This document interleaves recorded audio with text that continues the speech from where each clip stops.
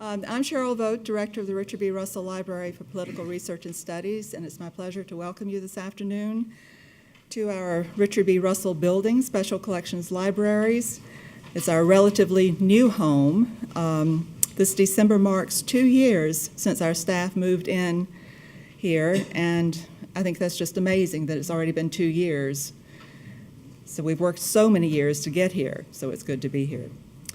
I want to recognize some of our people in the audience. I've been noticing it's almost like Old Home Week. So we have a lot of Russell family here, and if the Russell family would just sort of raise your hand. Wow, this is almost like a reunion for sure.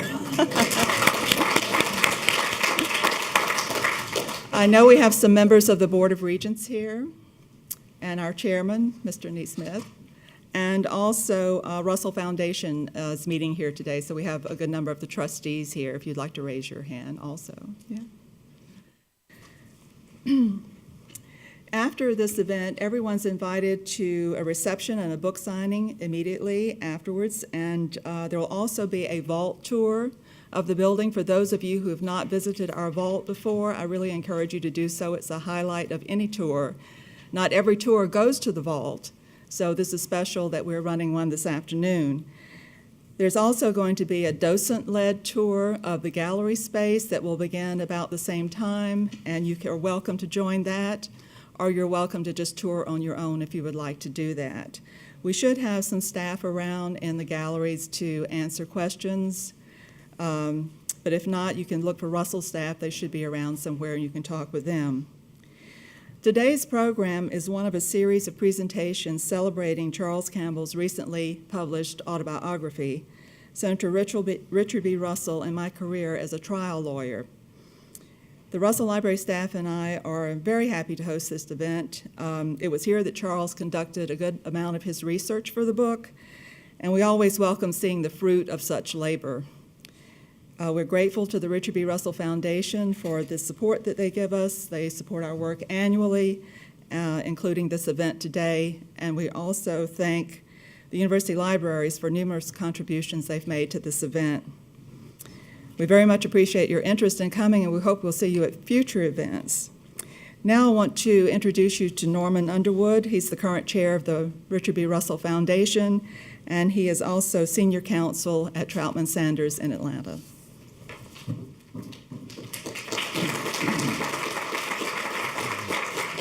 My job is to introduce Charles, but actually we don't need to talk about Charles' background much because we have it in his own words in his book. But there are a couple of things that need to be said. One thing that needs to be said is that any author who stays on task and does what you have to do to complete a book of this kind and then do all that you have to do to get it ready for publication has to have a supportive and understanding spouse.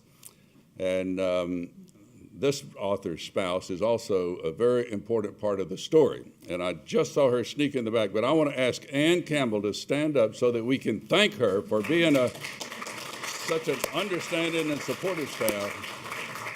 Thank you, Ann, for being such an important part of the story. In Senator Russell's final years, his prestige, his power in Washington, his influence in the Senate, were at a high level that not many people ever have equaled in the history of the Senate. But in the last of those years, he had to deal increasingly with health challenges. He had to marshal his energy and stamina, and he had to have the very best staff work, and he did have it. For the final 3 of those years, Charles Campbell had the position that's called in those years the AA, Administrative Assistant, the leader of the staff. He was very young. It's kind of hard to imagine this now, but during much of the years that he was working for Senator Russell, first as a beginning staffer and then as executive secretary and then as AA, he was also going to law school at Georgetown, having gone to undergraduate school here. Senator Russell developed a lot of respect for his judgment, was fond of him personally, and with that personal chemistry, and always with the senator's guidance and directions, Charles interacted with top-rung people in a variety of government positions, particularly senators and staff and committee staff. And that work and the way that Charles did it made it possible for Senator Russell to stay involved in Senate business and to use his experience on behalf of the country literally till the final hours of his life. I think one of the most poignant stories in Charles' book is the story of his briefing the senator on a matter. The senator was in the hospital.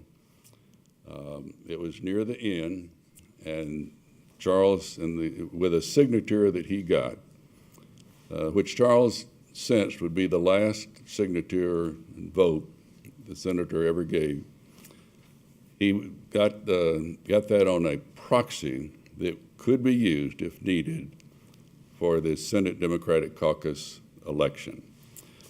When the senator died, Charles was still less than 30 years old. After a few months, he came back home to Georgia and started what turned out to be a very accomplished, successful career as a trial lawyer, mostly with the firm of Hicks, Maloof, and Campbell, later a part of the national firm of McKenna Long Aldridge. He served for 17 years as chairman of the Russell Foundation, and also he served on the Arch Foundation, the University Foundation. He had an important role in raising the private part of the money to pay for this world-class building that we're in. I feel very confident that the senator would be very proud of this building and very honored to have his name on it, and also that he would be very touched that his young AA, as a mature and wise man, wrote an account of his youthful years with the senator and about how the senator influenced and shaped his life and career. So let's thank Charles for writing the book and for talking with us about it today.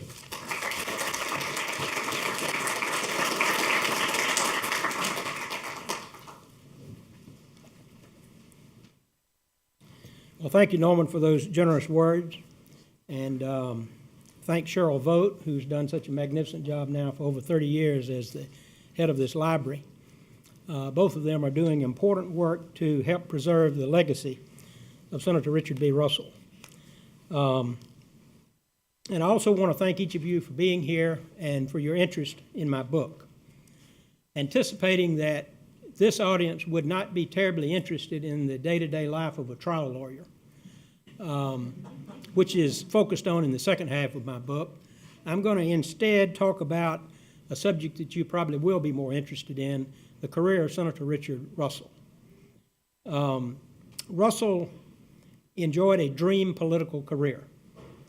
He ran for office in Georgia 13 separate times, and he never came close to being defeated. It is no exaggeration to say that he was the most popular politician probably in Georgia history. He served 50 consecutive years in public office. He was elected Speaker of the Georgia House of Representatives before he was 30 years old. In 1931, he was elected as the youngest governor in the history of the state of Georgia then or now.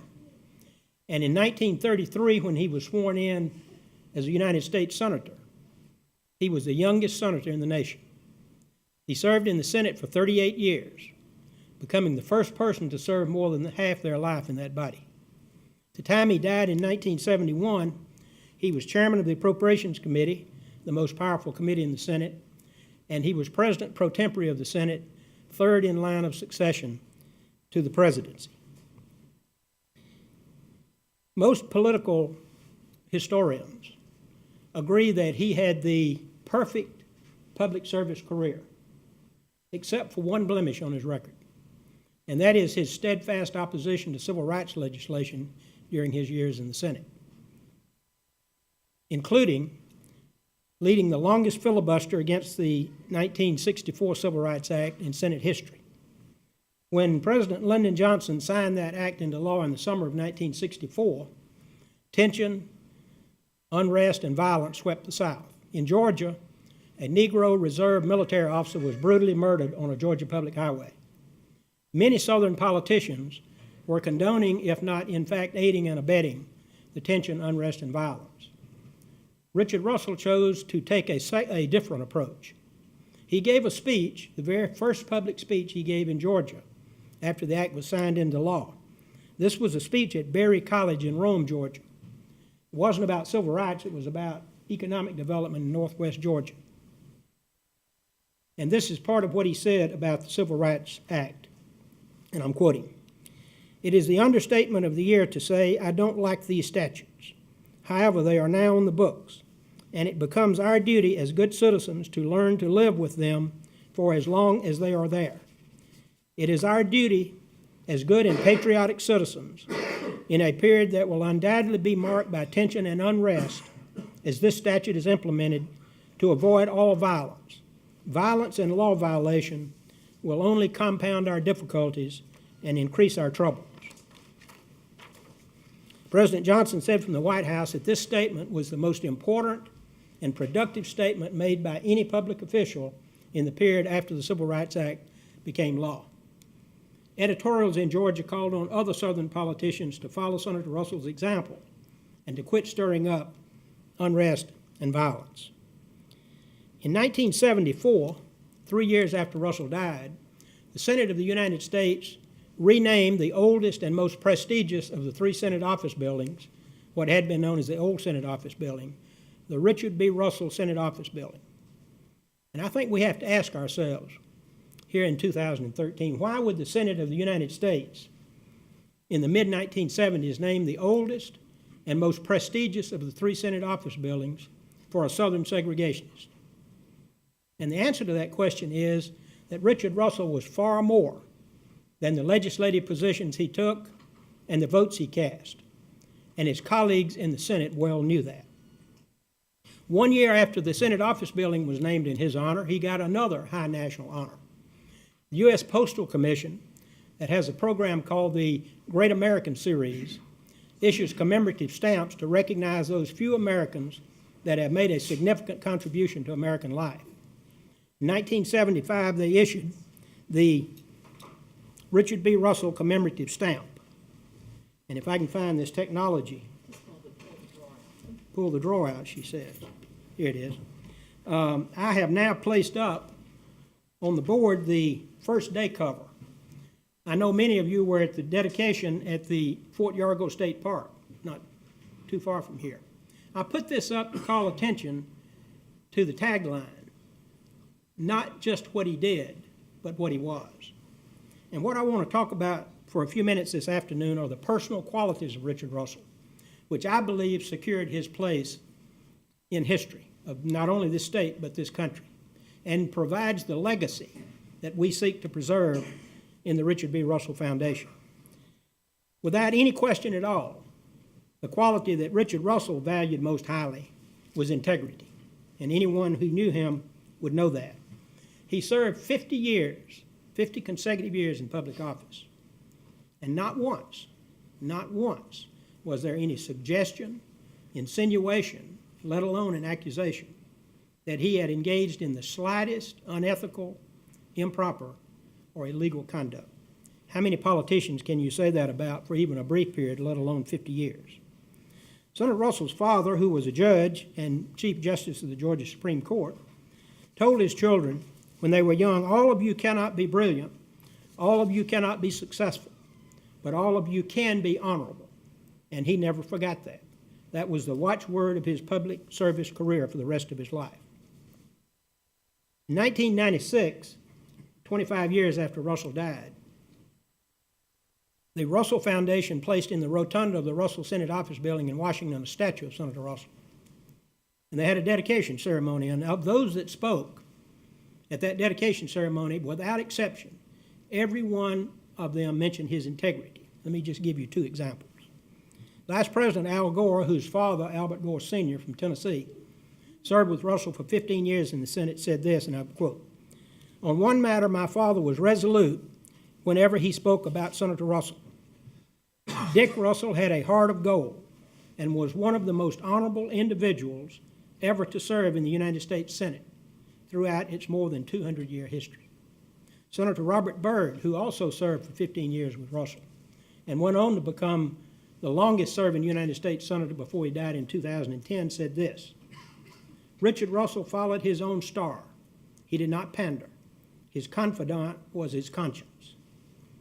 The New York Times, in a lead editorial the day after Russell died, assessed his career and concluded with these two sentences, and I quote, "Public men, whether they are right or wrong, are measured by their character and the size of the issues that concern them.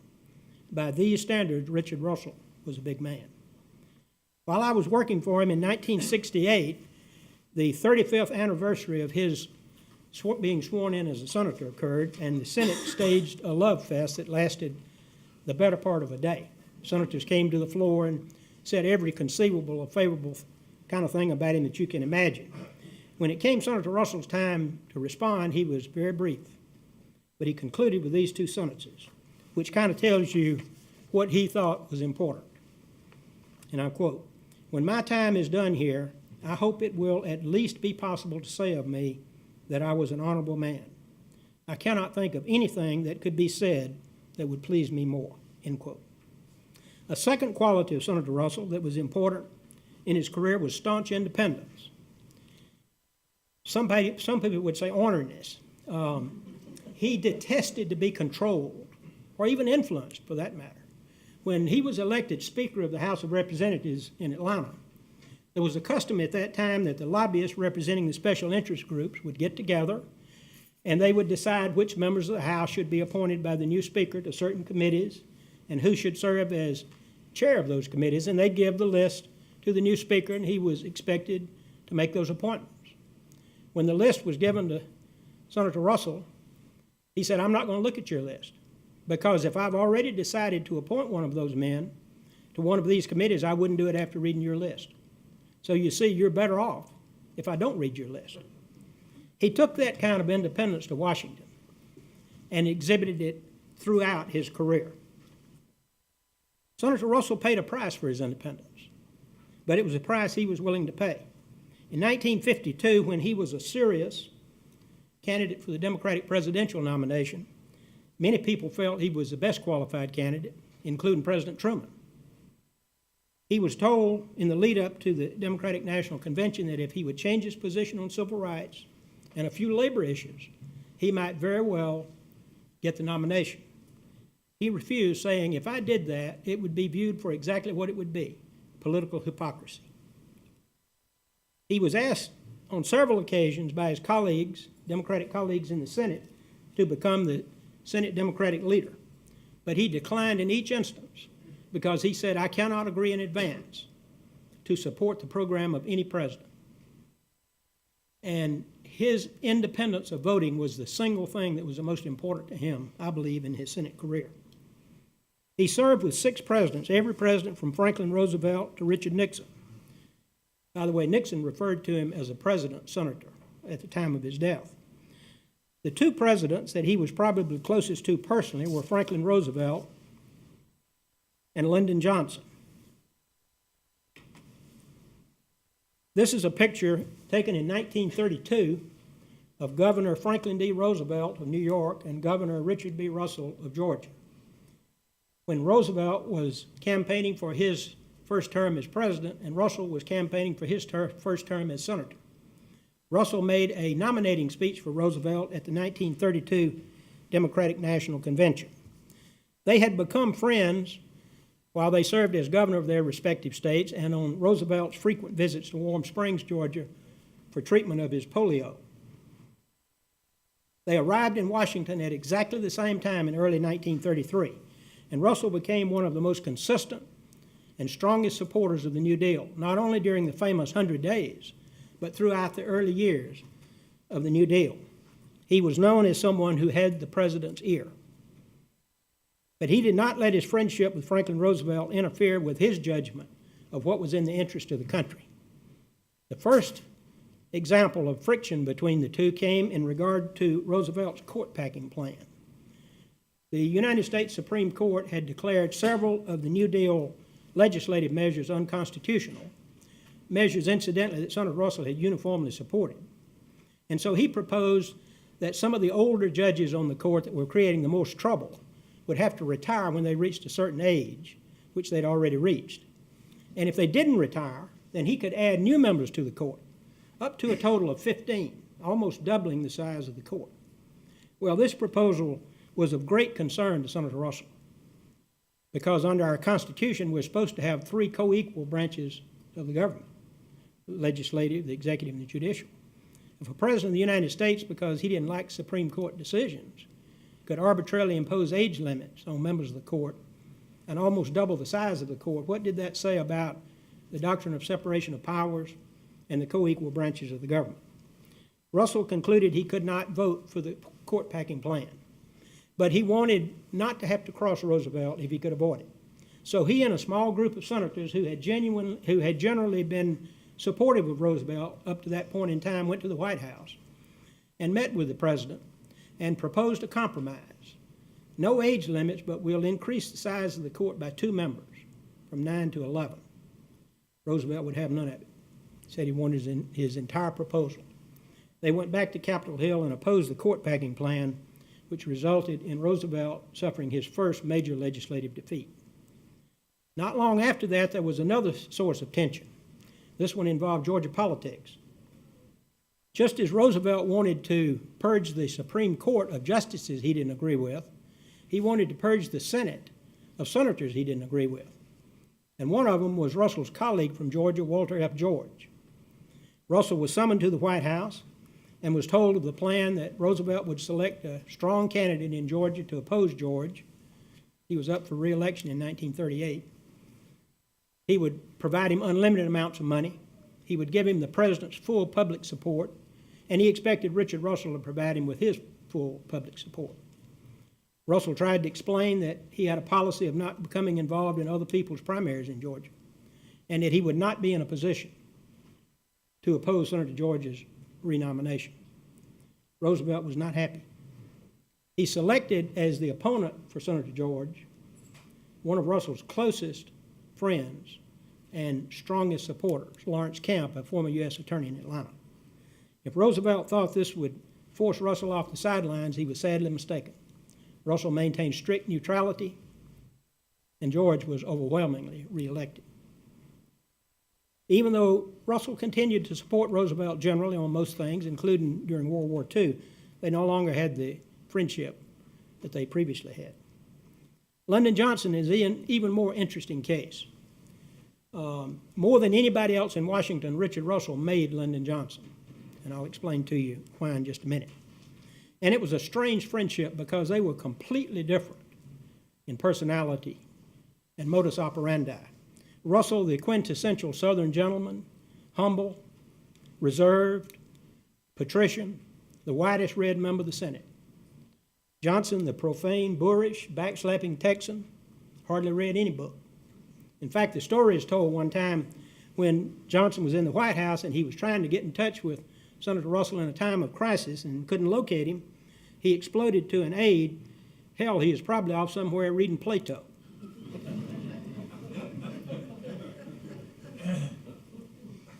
The friendship happened because Lyndon Johnson made it happen. He came to the Senate in 1948 under less than auspicious circumstances. His election to the Senate in Texas was so narrow, less than 100 votes, and the allegations of voter fraud were so widespread that he was derisively referred to in Washington as Landslide London. When he got to the Senate, one of the first things he did was to meet with Bobby Baker, a well-known Democratic aide who knew the Senate as well as anyone. And Johnson said, now what should I do to get off to a good start in the Senate? And Baker said, try to figure out some way to be friends with Richard Russell. And that's what Johnson set out to do.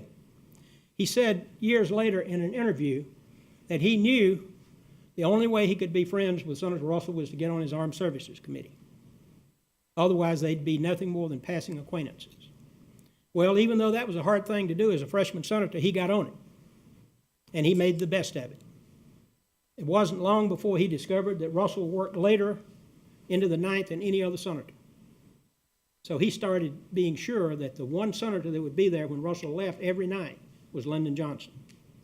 Soon he was inviting Russell to go to his home and have dinner with his family.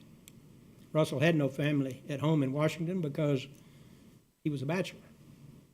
Well, at first Russell declined, but Johnson insisted, saying you have to eat somewhere, and my wife, Lady Bird, likes to make Southern foods of the kind you like. Johnson encouraged their daughters to start calling Senator Russell Uncle Dick. It wasn't long before he was being invited on Sundays to brunch, to read newspapers and talk politics. Well, this schmooze campaign worked. When the Armed Services Committee created a preparedness investigating subcommittee, Russell appointed Johnson chairman, which gave him his first exposure in the Senate and in the media. And then about a year later, the assistant Democratic leader in the Senate left the Senate. I believe he retired. And Johnson expressed to Russell his interest in being appointed to the position. Now, he's a freshman senator. It's almost unheard of, be named to the leadership as a freshman senator, but Russell quietly behind the scenes saw to it that Johnson got the post. And then, 2 years later, still in his first term, the Democratic leader was defeated in his bid for re-election. Russell's colleagues urged him to become the Democratic leader, but he declined. Instead, he supported Johnson. And with Russell giving the nominating speech at the caucus, Johnson was easily elected. He was on his way to becoming the most powerful majority leader in Senate history. One of the first things he did after he became Democratic leader was to insist that Senator Russell locate his seat from the third row from the rear of the chamber to the second row immediately behind the Democratic leader's seat. Russell knew the Senate rules better than anybody, and Johnson wanted him nearby for assistance. Well, they got along just fantastic. He never tried to control Russell or influence him, the utmost deference. That is, until he got into the White House after President Kennedy was assassinated. The first dust-up came over Johnson's appointment of Russell to the Warren Commission to investigate the assassination of President Kennedy. They had 4 or 5 telephone conversations about the composition of the commission. In the very first conversation, Johnson briefly alluded to the fact that maybe he might appoint Senator Russell to the commission. And Russell said, oh, no. I've got more to do than I can do. I don't have time for it, and I'm not going to serve on it. So get somebody else. Well, in the ensuing conversations, Johnson never mentioned it again. So Russell naturally assumed the matter had been put to rest. Until one night, about 9:30, when he was in Winder, Johnson calls him and says, Dick, I've decided on the members of this commission. Can I read them to you? Sure. Earl Warren chairman. Russell had urged him not to appoint Warren because he said it very likely matters could come before the Supreme Court relating to the Kennedy assassination. Richard B. Russell, wait a minute. I told you I was not going to serve. I'm not serving on that commission. You can forget that and get somebody else. And then Johnson said, the names have already been released to the press. And Russell said, what? You're telling me you already released my name to the press on this commission? Yes. Well, that was a very clever ploy. And Russell had no choice, and he served on the commission and turned out to be one of the most important members of the commission. But he didn't like being controlled, and he didn't forget it. The Vietnam War, which Russell had opposed from its very beginning, when the Eisenhower administration sent advisors, was another source of friction. He urged Johnson to get out, as he had urged President Kennedy before Kennedy was assassinated, and Russell said after President Kennedy's death that he believed Kennedy would have gotten out had he lived. Johnson, of course, escalated the war, and eventually it destroyed his presidency. They had disagreements over the Great Society and the war on poverty. Russell didn't have any disagreement with the idea of eradicating poverty, and he originally voted for a few of the proposals, like the Appalachian Regional Commission. But soon he viewed the programs as overlapping, wasteful, and started voting against almost all of them. The friendship might have survived all of this had it not been for a bitter dispute over a judicial appointment in Georgia. Georgia has 3 judicial districts, the southern, middle, and northern. Senator Talmadge, Senator Russell's colleague in the Senate, and Senator Russell had agreed that Russell would make the appointments in the southern district, Talmadge in the middle district, and they would agree in the northern district. Well, in late 1967, Frank Scarlett, the longtime district court judge in Brunswick, died and created a vacancy in the southern district. Initially, Senator Russell recommended Mac Barnes, a lawyer in Waycross, but he died of cancer before he could be confirmed. Then Russell recommended Alexander Lawrence, a prominent lawyer in Savannah. Lawrence was a former president of the Georgia Historical Society, but when the Supreme Court issued its 1954 desegregation decision, Lawrence had made a speech to a civic club in Savannah which he severely chastised the court. Russell thought so highly of the address he put it in the congressional record. Well, Ramsey Clark was Johnson's attorney general, and he immediately opposed the nomination. The local branch of the NAACP in Savannah did as well. Russell had several meetings with Johnson about the Lawrence nomination, and Johnson assured him repeatedly that he was going to send it to the Senate and overrule his attorney general. But nothing happened, and time dragged on. During this period, Chief Justice Earl Warren announced that he was retiring from the court. And Johnson nominated Abe Fortas, Justice Abe Fortas, to be Chief Justice and a judge from Texas to be the new Associate Justice. Apparently, during their conversations about the Lawrence nomination, Russell had told him that the Southern senators wouldn't filibuster Fortas' nomination, although they reserved the right to vote against him because they thought he was too liberal. Unknown to Johnson, Russell had a confidential informant at the FBI. Cartha Deke DeLoach, who was originally from Claxton, Georgia, was one of the top lieutenants behind J. Edgar Hoover. He also happened to be the point man on the FBI investigation into Alec Lawrence's background. And he had several telephone conversations with Senator Russell about the Lawrence matter. We know this because Cheryl has custody in the Russell Library here of Senator Russell's handwritten notes of those conversations. So there can't be any doubt about what Senator Russell was told, at least as he understood it. On June the 18th, DeLoach told him, according to Russell's notes, that Attorney General Ramsey Clark was not cooperating with the investigation and this was stalling it. On July the 2nd, according to Russell's notes, he told him that they were trying to figure out a way to swap off the Supreme Court nominations in exchange for the Lawrence nomination. Russell thought about it, and the more he thought about it, the madder he got. And so he wrote a scathing letter to Lyndon Johnson. I remember him calling me into his office one day and showing it to me and asking me what I thought about it. And I was completely shocked. I mean, it was so unlike Richard Russell, who had such a reverence to the office of president that he refused to ever call Johnson Lyndon, insisted on calling him Mr. President. But this letter accused Johnson of trying to bribe him and said, "I don't like being cheated as a child or a patronage-seeking ward healer." He basically told Johnson he could do what he wanted to on the Lawrence nomination and that Russell considered himself released from any commitments he had made on the Supreme Court nomination. Johnson immediately called Ramsey Clark and said, "You have destroyed one of the great friendships I've ever enjoyed with one of the great people that have ever served this country." He directed him to immediately send the Lawrence nomination to the Senate, where he was easily confirmed and had a distinguished career as a judge. This pretty much ended the Johnson-Russell relationship. There were no more expansive phone calls or private White House dinners. After Johnson left the presidency, a University of Texas professor orchestrated an oral history program where everybody in Washington had anything to do with Lyndon Johnson would be interviewed and give their recollections. And of course, they asked for an interview with Senator Russell, and he didn't make any response at all. And more requests kept coming in, and he still didn't make any response. So I finally decided that I'd just go in and talk to him about it. And I said, "Senator," I said, "this is becoming embarrassing. We have to tell these people something." And he said, "If I did the interview, I would have to tell the truth.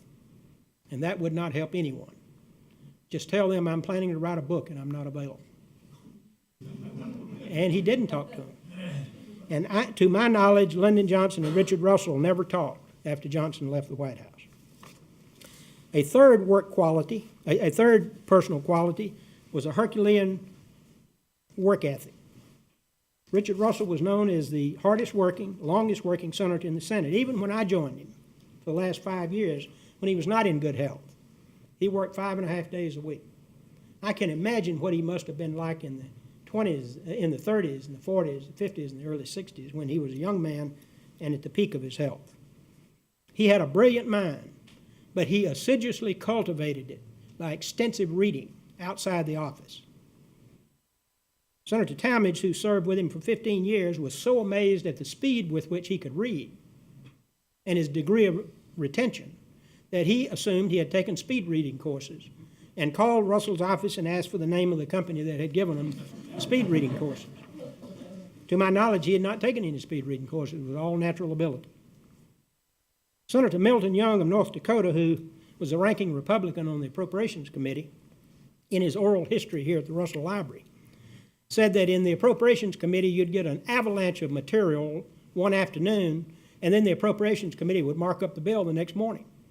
And when they got to the committee meetings, nobody except Senator Russell had a foggiest idea what was in the bill. Because he said, if I'd have stayed up all night, literally all night, I couldn't have even read half that material. But some way or another, Russell had mastered it. Probably 1964 was his hardest working year. That was the year he was leading the filibuster against the 1964 Civil Rights Act, was serving on the Warren Commission, was chairman of the Armed Services Committee and the Defense Appropriations Subcommittee at the height of the Vietnam War. Many nights during that period, he never went back to his apartment, opting to sleep on a couch for a couple of hours in his office so he could work through the night. His work habits were well known to senators. A good example is President Kennedy. He served, of course, in the Senate with Senator Russell, and they had a close friendship primarily because they were both so interested in the Civil War. And they would have debates and discussions, sometimes lengthy ones. Well, Senator Edward Kennedy, President Kennedy's brother, just a year or so before he died, published a book on his career called True Compass. And in that book, he tells a story that happened one year when his brother was the president. They were at their Florida home in West Palm Beach during the Christmas holidays, and the president and his brother were talking about a battle in the Civil War that took place near the Tennessee-Georgia line, and neither one of them could remember the name of the battle. And so President Kennedy said, call Senator Russell, he'll remember it. And so he called the operator, and she said, I'll call him in Winder, he's probably home for Christmas. And according to Edward Kennedy, President Kennedy said, call him in his office on Capitol Hill, he's probably in his office. Russell answered the phone himself. A final quality, and there are really three, and I kind of merge them together, are humility, modesty, and being very, very frugal. Richard Russell turned back thousands of dollars in unused office allotments to the Treasury. Most senators figured out a way to convert that money to their personal use. He had one of the smallest staffs in the Senate. He was the last senator to hire a press secretary. I was his first legislative assistant. He consistently voted for a balanced budget. Senator Abraham Ribicoff of Connecticut, who was a very liberal Democratic senator, who was Secretary of Health, Education, and Welfare for the first 2 years of the Kennedy administration and then was elected to the Senate from Connecticut and served for 10 years with Russell, said this, and I quote, I have known very few truly great men in my life, and Senator Russell was one of them. Several years ago on a trip to Georgia, I had the privilege of visiting Senator Russell at his family home in Winder. I was struck by the simplicity of his home and the simple, gentle manner in which he lived. Richard Russell, the most powerful man in the Senate, lived totally without pretense, without any of the trappings of power. If Senator Ribicoff thought his home in Winder was simple, he should have seen his one-bedroom apartment in Washington. What I would call an efficiency apartment. And that was an upgrade. The first 30 years he served in the Senate, he lived in hotel rooms. In fact, when he first went to the Senate, He shared a hotel room with his administrative assistant, Lehman Anderson. But by 1962, having lived in hotel rooms for 30 years, even Richard Russell decided to splurge in buying him a small, efficiency, one-bedroom apartment in Washington. And our own Norman Underwood, who was a young intern in the office, and Norman didn't tell me this is in his oral history here at the Russell Library, was designated as the one to help Senator Russell move. And he says that he was shocked at how little in the way of possessions Richard Russell owned. A few clothes, not much else. He did find over in one corner a big ball of twine. And he immediately recognized this as a candidate for discarding during the move. And so he said, "Senator, do you want to keep this ball of twine?" And Senator Russell looked at him, and I've gotten these looks, so I know what they mean, with that look as if you were about to commit a capital offense, and said, "Of course I want to keep it." The two qualities that I want to talk about here of humility and modesty were key to Russell's success. He was able to build bonds of trust with other senators because he wasn't concerned about who got credit for legislation. And this was very, very true in his relationship with Republican senators. It sounds strange now in this day and age that a Democrat would help a Republican get a bill passed and be sure the Republican got credit for it. But that was the way Russell operated. Even though when he died, he was called the most effective legislator of the 20th century. Not a single bill that passed had his name on it. Now think about that. 38 years. Even if you were a pretty ineffectual senator, you'd have one bill named for you. But none of them were named because that's the way Russell wanted it. He learned when he was working in the Georgia House of Representatives that if you weren't concerned about who got credit, you could pass better legislation and more legislation. By the way, Senator Max Cleland, when he was serving in the Senate 25 years after Russell's death, rectified one gross omission by having the National School Lunch Act renamed the Richard B. Russell National School Lunch Act because Russell was virtually alone in responsible for it being enacted. The bipartisanship on the committees he chaired, first Armed Services and then Appropriations, was unlike anything else in the Senate. They were models of bipartisanship. Among his closest friends in the Senate were the ranking Republican, Senator Milton Young of North Dakota, who I referred to earlier, said in his oral history interview here at the Russell Library that Richard Russell was his closest friend in the Senate. In 1952, he told a newspaper reporter when Russell was seeking the Democratic presidential nomination that if he got it, Young was going to vote for him. Well, some way or another, this found its way into the North Dakota press, and the Republicans were just up in arms at Senator Young. Senator Russell wrote him a handwritten letter and said, "If I had to choose between being President of the United States and having the confidence of Milt Young, I would choose the latter." The same situation existed on the Armed Services Committee with Senator Leverett Saltonstall of Massachusetts. And Russell's bipartisanship, this is what's so lost sight of today. His bipartisanship was a big secret to his success in the Senate for many, many years. I'll give you one example. In 1951, President Truman fired Army General Douglas MacArthur from his command in Korea for insubordination. MacArthur was a big national hero from World War II, and it created a huge furor. People called for Truman's impeachment, called for MacArthur to run for president against him. The Senate decided it had to investigate, and they appointed a committee of senior members of the Foreign Relations and Armed Services Committee and asked Russell to be the chair. Russell was determined that it would be conducted on a nonpartisan basis. But there were Republicans in the Senate had different ideas because an opportunity like this to embarrass President Truman didn't come along every day. Well, in a series of procedural votes in the committee, Russell won, and it was conducted as a nonpartisan hearing. But the only reason he won was that he got the votes of Senator Saltonstall and a couple of other Republicans with whom he had built bonds of trust going back years. 60 years, and by the way, many people think that was Russell's high point in the Senate, his finest hour. 60 years after that, two professors wrote an article in the Atlanta newspaper. This is in 2011. And this is what they said, and I quote. The article was entitled, "MacArthur Hearings Reveal a Statesman." Russell performed an enormously valuable service to the nation. He exercised tact and presence in reducing the temperature on Capitol Hill. He helped to build bridges between the two parties. Russell's willingness to put aside differences with the president and to manage a congressional hearing in a calm, nonpartisan manner ought to be remembered today when vicious partisanship all too often trumps unruffled statesmanship. It is sad today that the Washington scene is so dominated by a poisonous atmosphere and the lack of bipartisanship. Today's leaders could learn a lot by studying the career of Richard Russell.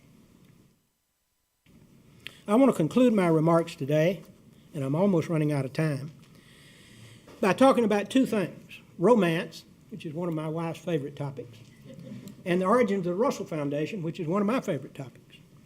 Russell never married. He was a lifelong bachelor. And it caused him problems at various points in his career. When he was running for governor of Georgia in 1930, one of his opponents said the people of Georgia should not vote for him because if he was elected, there would be no First Lady of Georgia. Well, Russell responded that if the people of Georgia elected him governor, there would be a Mrs. Russell in the governor's mansion. And everyone assumed that meant he would marry one of the several young ladies he was dating at the time. But what he really had in mind was that he would put his mother in as First Lady. And that's what he did. When he got to the Senate, there was a wife of a very senior and influential Maryland senator whose mission in life was to see to it that if a single senator came to the Senate, that senator was married off promptly. And she immediately set her sights on Richard Russell. After meeting him a couple of times, she called him aside at a social event one night and got right down to the point. She said, "Senator, why are you not married?" And Russell had a way of trying to use humor to get past awkward social moments. And he said, "Well, I've been looking for a woman who is too proud for her husband to work and able to do something about it." Well, he was really happy with himself at this clever ploy until a couple of weeks later, he got a call from the wife of the Maryland senator. And she said, "Senator, I found your lady." It was a New York socialite whose husband had died and left her millions of dollars. Russell was horrified. Russell was horrified. By the way, I forgot to put up a Lyndon Johnson picture when I was talking about Johnson. I told you I was pretty incompetent about technology. But I'm going to put this one up before I forget it. When I went to work in Russell's office in 1966, I heard rumors that Russell had once been engaged. But no one knew any of the details, and it wasn't the kind of thing you would ask Senator Russell about. But now the full story can be told. While I was working on my book, the former Pat Collins died at age 101 in California after having outlived 3 husbands. 3 months after Russell died, as a part of an oral history program for the Russell Library, she agreed to give an oral history on one condition: the part about her romance with Richard Russell would be kept under seal until after she died. And of course, that happened well over 30 years later. Pat Collins was born in Brooklyn, New York. And this is a picture of Senator Russell and Pat Collins, by the way, and I believe taken in 1938. And Hugh Peterson tells me that the couple behind them is Senator Russell's sister, Ina Stacy, and her husband, Gene Stacy. Well, as I said, Pat Collins was born in Brooklyn, New York. She moved to the Atlanta area with her family before she was 5 years old and grew up in the Atlanta area. She graduated with honors from Agnes Scott College, and in 1931 became the 3rd female graduate of the Emory University Law School. She finished at the very top of her class academically, but she couldn't get a job in Atlanta because people didn't think women ought to be lawyers at that time. She was relegated to doing legal aid work for a while, and a limited amount of contract work when she could get it. She finally became discouraged and decided to apply for a job with the Justice Department in Washington. One of the lawyers she met with, in connection with her legal aid work, was Smythe Gambrell, a prominent Atlanta lawyer that had his own firm. And so he told her about his plans to apply. And by the way, Smythe Gambrell, ironically, was the father of David Gambrell, who Governor Jimmy Carter appointed to serve out Senator Russell's unexpired term when he died in 71. But at any rate, Pat told Mr. Gambrell about her plans to apply for the Justice Department job. And he said, well, you don't have any chance of getting a job with the Justice Department unless you have political clearance. And she had no idea what he was talking about. He explained, you'll have to get letters of recommendation from Georgia's 2 senators, Walter F. George and Richard B. Russell. She said, well, I don't know either one of them. He said, don't worry, I'm friends with both senators. I'll help you get the letters. So a couple of weeks later, a very, very fine, flattering letter arrived from Senator George. And then about a week later, a much less flattering, in fact, not flattering at all letter, arrived from Senator Russell. And Mr. Gambrell asked Pat, have you or some member of your family, someone or another, alienated Senator Russell? She said, we don't even know him. Well, based on her excellent academic record in Senator George's letter, she got her job in the Justice Department, where she worked as a lawyer through 17 consecutive attorneys general for over 30 years. She became one of the first women to successfully argue an appeal in the U.S. Supreme Court. She was one of the founding trustees of the Supreme Court Historical Society. About a couple of years after she got her job in Washington, she attended an annual dinner put on by the Georgia State Society where they were honoring the Georgia congressional delegation. And according to her oral history here at the Russell Library, all the women were making a big to-do over Russell because he was the most eligible bachelor in Washington. Well, when she was introduced to him, she immediately questioned him about this letter he had written concerning her employment. And Senator Russell said he didn't recall the letter. The next week, he telephoned her and said he'd looked into the letter. And it seems like, according to Senator Russell, his administrative assistant, Lehman Anderson, had decided that he shouldn't be blindly endorsing people for jobs he'd never met. And they used the Pat Collins request as an opportunity to implement that policy. Well, in the course of that telephone conversation, Senator Russell asked for a date. And they started dating and became very serious about each other. And about a year later, they became engaged. She came to Georgia to meet the Russell family, and this was the time of the Russell family reunion. She says in her oral history she remembers sitting on the big rocking chairs on the front porch. She spent most of her time talking to Senator Russell's father, Judge Russell. During the course of this conversation, it came out that she was a Catholic.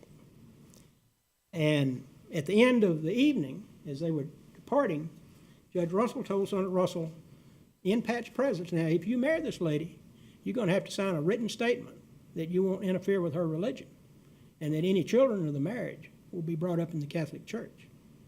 Well, notwithstanding these comments, Pat Collins and Senator Russell went back to Atlanta the next day and looked at engagement rings and actually delivered a wedding announcement to the Atlanta newspaper for publication in 3 weeks. Pat went back to Washington, and Senator Russell stayed in Georgia because he had speeches scheduled during a congressional recess. Pat started thinking about Judge Russell's comments and decided she needed to consult with her priest, and concluded, based on several hours of consultation, that the wedding would have to take place in the Catholic Church. Senator Russell, in the meantime, was also thinking about his father's comments. And apparently, at least one member of the Russell family advised him that it wasn't a terribly good idea for a Georgia politician to be marrying a Catholic in that time. They talked several times and reached a mutual decision to call off the wedding. But they continued to date each other for several years. And when Russell was away from Washington, he wrote warm and interesting letters to Pat Collins. And they're here at the Russell Library because she kept them through 3 marriages, and her estate turned them over to the Russell Library after she died. But after a couple of years, she concluded that if she was ever going to get married, it wouldn't be to Richard Russell. So she started dating other people, and she met and became engaged to a fellow employee at the Department of Justice. When Russell got the wedding invitation, the wedding announcement invitation, and it's here in the files at the Russell Library, Russell wrote on it in his own handwriting, "My only regret." And something happened when I was working for him that made me think at the end of his life, he still felt the same way. When I became his administrative assistant in 1968, and by the way, that was because Bill Jordan left to go to the staff of the Appropriations Committee, I found going to law school 5 nights a week and the increased duties in Russell's office to be a daunting task. So I went in one day and I said, "Senator," I said, "I'm thinking about dropping out of law school so I can devote my full attention to my duties in your office." And he said, you stay in law school, you get your law degree, and you get married. So I think he felt at the end of his life that he had made a mistake. Now I want to talk a little bit about the Russell Foundation. In 1969, and I've got just a few minutes left, but in 1969, Senator Russell's doctors diagnosed a malignant tumor in one of his lungs. He had cobalt radiation treatments, and it eradicated the tumor, but it came at a heavy price. He already had chronic emphysema, which compromised his respiratory capacity, and these treatments did further damage. But it did have the effect of focusing him on what he would do with his papers after he died. Several years earlier, Dr. O.C. Adderhole, the president of the University of Georgia, had suggested that Russell leave them to the UGA library. And Russell was inclined to do so, but he worried about his papers being buried in a large university library. His main concern was that they be readily available for students, scholars, and researchers. Well, he apparently mentioned this to his good friend, Judge William L. Norton, Jr. of Gainesville, who he first met in 1938. And Judge Norton took it upon himself to do a study of former senators and former presidents and what they'd done about their libraries and their papers. And he found that in almost every instance, an independent foundation had been set up. So he drew up a proposal, and he came over to Winder one weekend when Senator Russell was in Winder. And by the way, not only he came, but his wife Adelaide, who's here today. And Adelaide worked in Senator Russell's 1952 presidential campaign at the Russell for President headquarters in Chicago. Their daughter, their son, Bill Norton III, who of course now is a Russell Foundation trustee. I remember Senator Russell coming back from his meeting with Judge Norton the next week and being very enthusiastic about the idea of this foundation. He thought about it for about another week. I believe he talked to Senator Talmadge about it, and he agreed to establish it on two conditions. Number one, no money could be raised while he was still in the Senate. Now, doesn't that sound just like Richard Russell? And secondly, that Senator Talmadge agree to be the first chair of the foundation. Both those conditions were met. Senator Talmadge almost single-handedly raised the money that was necessary for the Russell Foundation to do its work. And I can say that it is no exaggeration that if it had not been for Judge Norton, I don't think there'd be a Russell Foundation. And if it had not been for Senator Talmadge, I don't think it would have had the resources to do what it's done in the past and is doing today, including its contribution of $3 million toward the construction of this building. Senator Russell was intimately involved in selecting the first board of trustees of the Russell Library, and he wanted a diverse board. He wanted young people represented, he wanted women represented, he wanted African Americans represented, he wanted the business community, the legal community, and the academic community, and all of those were represented in the initial board. The only trustee still living that was an original trustee today is Judge Norton, who, as many of you know, suffered a serious stroke several years ago. Jesse Hill, the prominent Atlanta civil rights leader and businessman, died last December. He was an original trustee. And Hugh Peterson, Senator Russell's nephew and co-executive of his estate, was added as a trustee very soon after the initial board was put together. And of course, Hugh's with us today. I think if Senator Russell could come back today, he would be very, very proud of what has been done in his name through the Russell Foundation. And he would be very proud about the way Judge Norton's idea for an independent foundation has been brought to fruition. But the thing he'd probably be the proudest of is the Russell Library, because he had pretty modest ambitions for the Russell Library. It was just going to be a repository for his papers. But now there are over 300 collections, and scholars, students, and teachers, not only do they have access to it, but it's in this wonderful building that bears his name. So I think we can all be happy about what the Russell Foundation has done. We're going to have a book signing event, but it's going to be an unusual one in that the author is not going to be there. I'm going to be in a meeting of the Russell trustees, which I've already delayed too long by my excessive talking. But my wife, Ann, I've already signed all the books that are out here.